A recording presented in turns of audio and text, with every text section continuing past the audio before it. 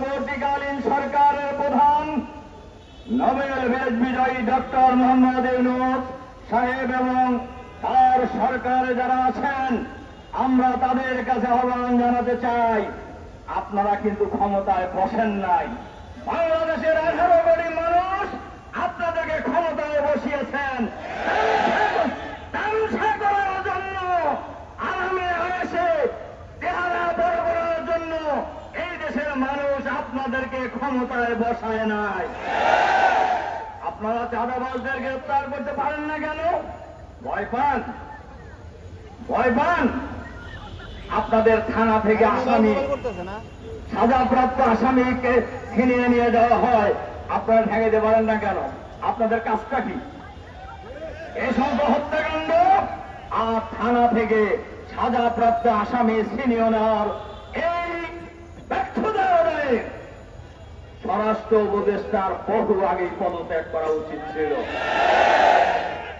আপনারা ক্ষমতায় স্বাদ গ্রহণ করতেছেন, করেন, আমরা তো না করিনি, কিন্তু দায়িত্ব পালন করেন।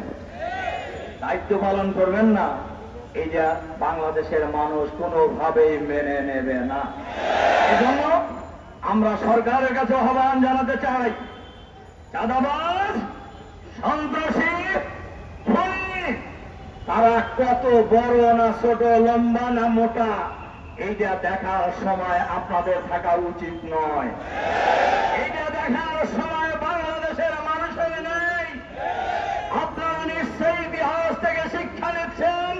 গত রাত্রে বাংলাদেশের ঢাকা বিশ্ববিদ্যালয় থেকে শুরু করে বাংলাদেশের গ্রামে গঞ্জে, শহরে, নগরে, বন্দরে এই ঘটনার বিরুদ্ধে বাংলাদেশের মানুষ ফুটে ফুসে উঠেছে। এই ফুসে ওঠা আগুন জ্বলে জ্বলে ওঠে, কোন সন্ত্রাসী রেহাই পাবেন না। আমরা সরকারকে বলবো, খুনি যেই হোক তাকে আপনি গ্রেপ্তার করেন। ইনি কোন দলের লোক, কত শক্তিশালী গ্রুপের লোক, এইটা বিবেচনা করার যদি চিন্তা করেন, তাহলে ক্ষমতা ছেড়ে দেন, ক্ষমতা ছেড়ে দেন। আপনারা জান মাল ইজ্জত আবরু রক্ষার দায়িত্ব নিয়েছেন, শপথ গ্রহণ করেছেন, জনগণ আপনাদের পাশে থাকবে। কিন্তু যদি কোন বিশেষ গোষ্ঠীকে সমর্থন দিয়ে ক্ষমতায় আনার ষড়যন্ত্রে এই সরকারের যারাই জড়িত হবে, ফ্যাসিবাদের যে পরিণতি হয়েছে আপনাদেরও একই পরিণতি হবে।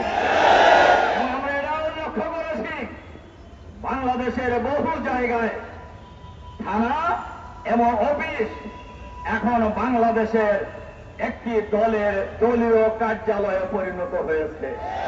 এই জন্য তো মানুষ জীবন দেয় নাই, এই জন্য তো মানুষ রক্ত দেয় নাই, এই জন্য তো মানুষ আহত হয় নাই, এই জন্য তো মানুষ ফ্যাসিবাদের বিরুদ্ধে লড়াই করে নাই।